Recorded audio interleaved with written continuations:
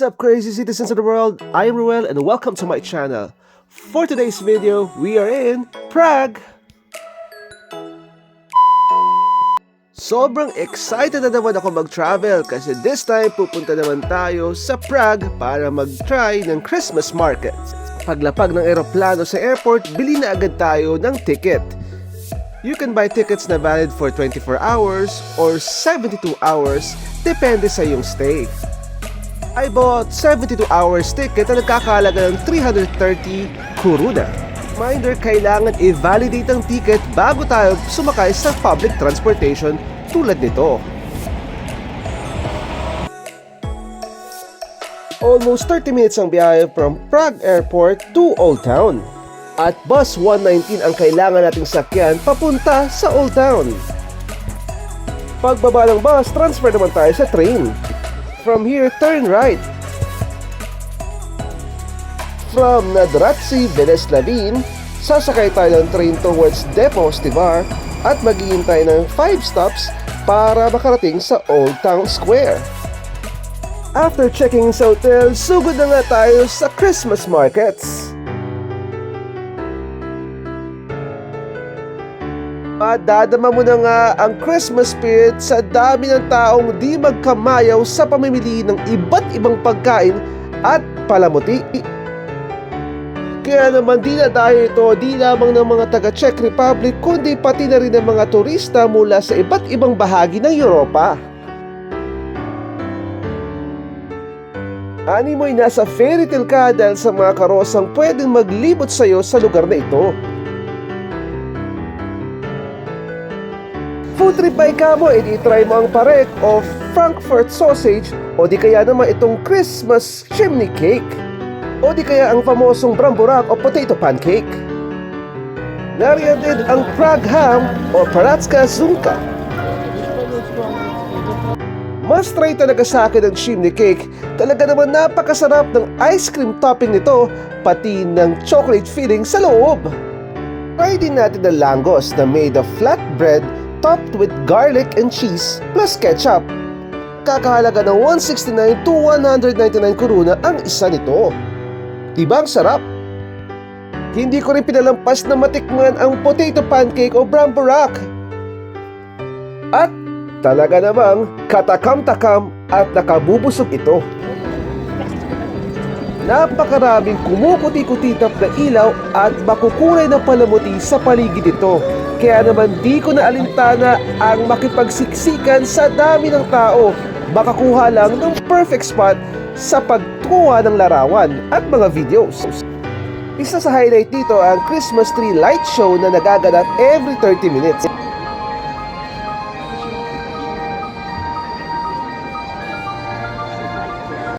Talaga naman nakakamanghang pagmasdan ang malahiganting Christmas tree na ito. Dito na tayo ng ating travel sa Prague. First stop is to watch the astronomical clock show that happens every hour from 9 AM till 11 PM. Napakatanyag ng astronomical clock show na ito kaya naman dinudumog ito ng mga turista. Kilala rin ang orasan na ito bilang horloge na nagpapakita ng relative positions ng araw, buwan, earth at mga zodiac constellations. Punta naman tayo ng Charles Bridge na isa sa pinaka-importante koneksyon sa pagitan ng Prague Castle at ng city's Old Town. Kilala ang Charles Bridge sa pagkakaroon ng Gothic-style architecture at iba't ibang unique statues sa kahabaan nito. Setting na din ito na iba't ibang pelikula tulad ng James Bond at Mission Impossible. Hindi rin natin palalampasin na makaakyat tayo sa tower ng astronomical clock.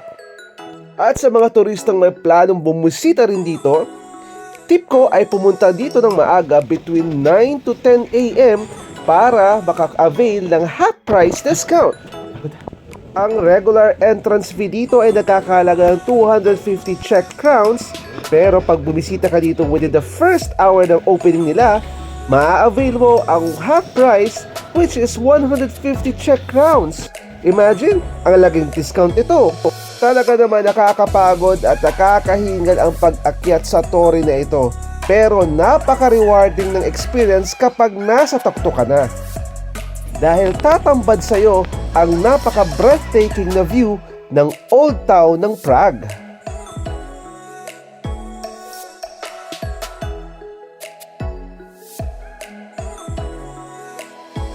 Pangiti-ngiti lang yan, pero hinahapo na yan.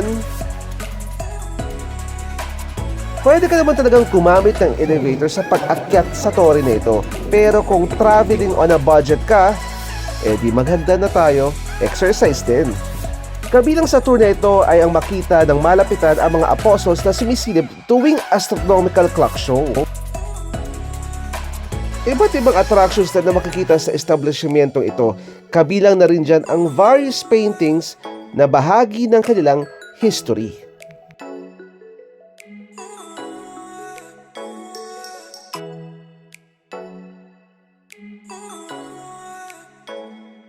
Bonus pa dahil kasama kami sa underground tour ng Old Town.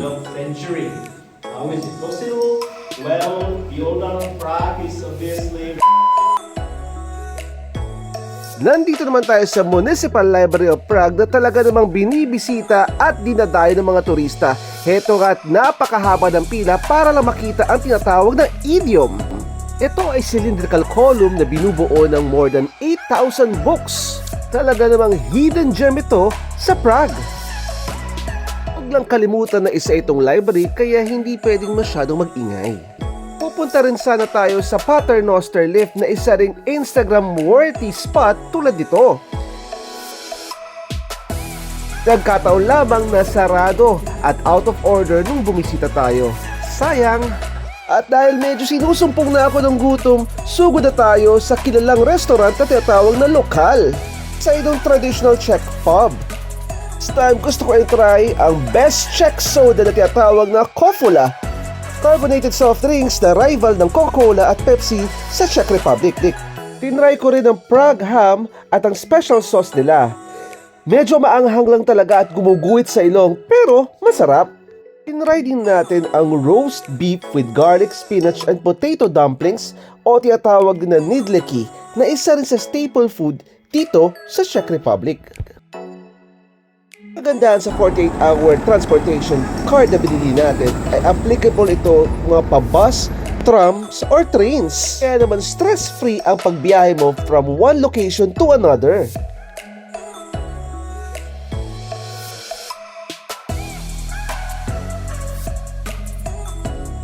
Punta rin tayo sa National Museum na isa sa pinakamalaking museum sa Czech Republic na itinayo noong 1891.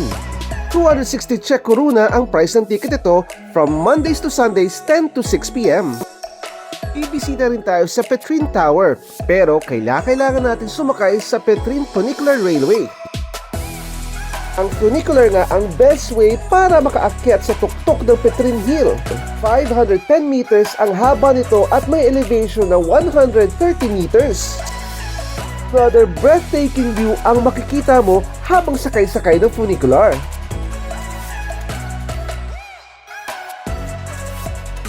Isa nga sa prominenteng landmark ng Prague ay ang tinatawag na Petrin Lookout Tower na yun noong 1891 na inspired ng Eiffel Tower.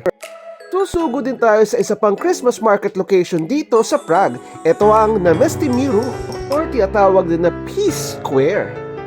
Open ito mula November 20 hanggang 24 ng December from 10 a.m. hanggang 7 p.m. Isa itong traditional Christmas market na hindi kalakihan kumpara sa Christmas market sa Old Town. So, siksik sa palamuti at kumukuti-kutitap na mga ilaw. Mapapansing dinadayo ito ng mga lokal dito sa Czech Republic. Iba't ibang produkto din ang maaari mong mabili rito. Nariyan ang tradelnik o ang chimney cake, mga glass ornaments, mulled wine, at pati na rin mga sausages at Christmas cookies.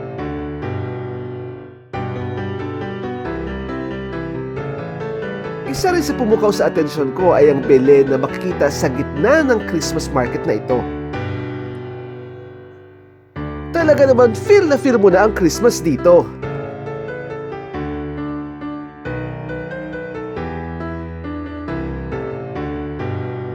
Hindi na nga magkamayaw ang mga tao dito sa pamimili ng iba't ibang Christmas items pati na rin sa pakikipagkamustahan sa kanilang mga loved ones. Hindi natin palalampasin na matry ang Zvarak o Zvarin Vino or hot wine dito sa Christmas market sa Prague.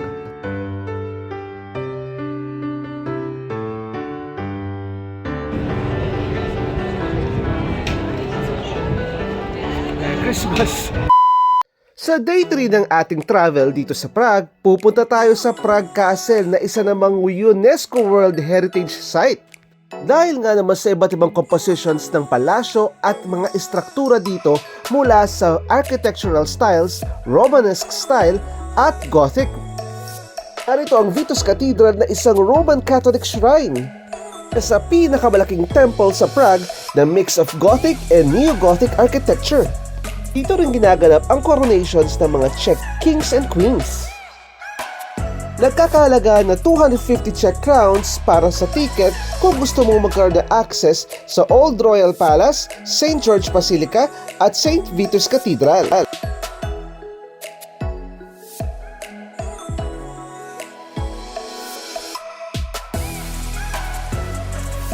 Open ang Prague Castle from 9 AM to 4 PM.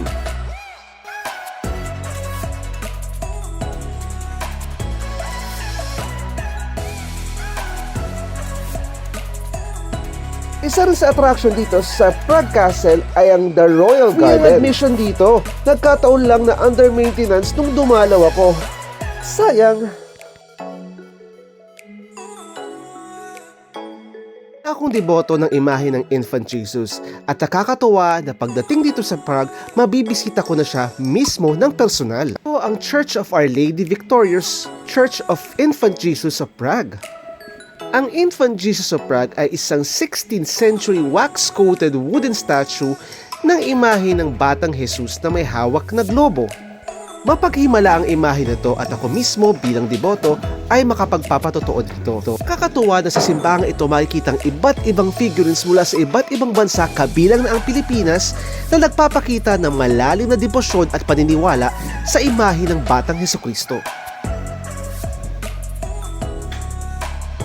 Dagdag pa nga dito, naglaan ang simbahan nito ng isang museo kung saan makikita ang iba't ibang damit na itinahi at pinasuot sa imahe ng Batang Hesukristo mula sa iba't ibang parte ng mundo, kasama na nga dito ang Pilipinas. Nakaka-proud, di ba? Sa patuloy kong paglalakad, napadpad ako sa St. Nicholas Church na isa sa kilalang Baroque church sa Prague. Napadpad din ako sa sikat na John Lennon Wall, simbolo ng freedom of speech ng mga Czech. Naging pangunahing lugar dito para sa political and Beatles-inspired graffiti. Napadaan din tayo sa Jewish Quarter na isa sa pinakamalaking Jewish ghetto sa Europe, isa ring UNESCO Heritage Site. Nagkaroon din tayo ng pagkakataon na makita ang statue ni Franz Kafka, inspired sa storya na Description of a Struggle. Instagram spot din ang Rodolfinum kung saan nagpe-perform ang Czech Philharmonic Orchestra. Hindi talaga mauubusan ng Prague ng magagandang tanawin habang ikaw ay naglalakad. Maliban pa dyan ang mga pagkain na kabubusog at tanging dito lang sa Prague, Czech Republic matitikman. Dumayo nga ako sa Yuping Kasu para matikman ang Kozel beer, isa sa pinagmamalaki ng Czech Republic. At tinikman ko rin ang ultimate Czech food na tinatawag na beef goulash, Bohemian beef with bread dumplings. Sobrang sarap nito! Napadaan din ako sa Jerusalem Synagogue na isa sa religious and cultural center ng mga Jewish community sa Prague simula pa noong 1906. Modern art by kamo, isa pang Instagram spot ang Dancing House sa Newtown. Sa paglalakad-lakad ko pa nga sa Prague ay inabutan na nga ako ng snow. Nakakatawa dahil mapifeel mo lalo ang Christmas vibes. Buti na nga lang at hindi pa to gaano kalakas, pero napakalamig. Try naman nating mag-dessert at pumunta tayo sa isa sa sikat na pastry shop dito sa Prague na Kokrarna Misak.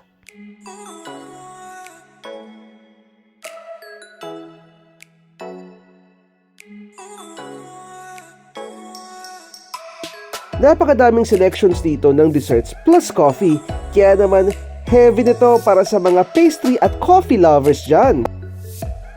I-try natin ang Czech Caramel Profiterole na Vetronic, pati na rin ang chocolate meringue. Katakam-takam, di ba? Sarap! Sabayan mo pa ng paghigop ng coffee. Perfect combination. At sa pagpapatuloy ng ating Christmas market hunting, punta naman tayo sa Wenceslas Square. Open ito mula 10 a.m. hanggang 10 p.m. Located sa Newtown. Kaya naman dinadayo at dinadagsa dito ng mga turista tulad nating mga crazy sense. Animoy na sa setting ka na isang pelikula dahil may ice skating rink open air.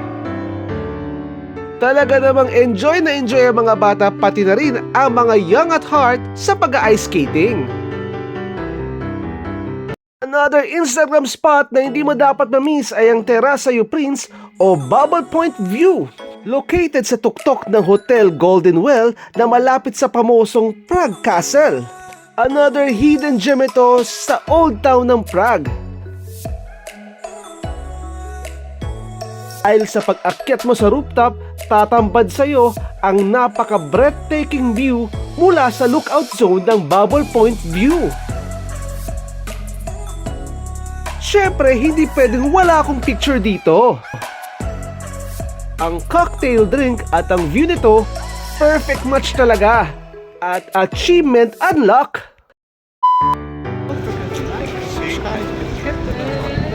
Merry Christmas, everyone! Inabutan na nga ako ng snow sa pag-uwi, delayed ng flight ko. Good luck sa akin!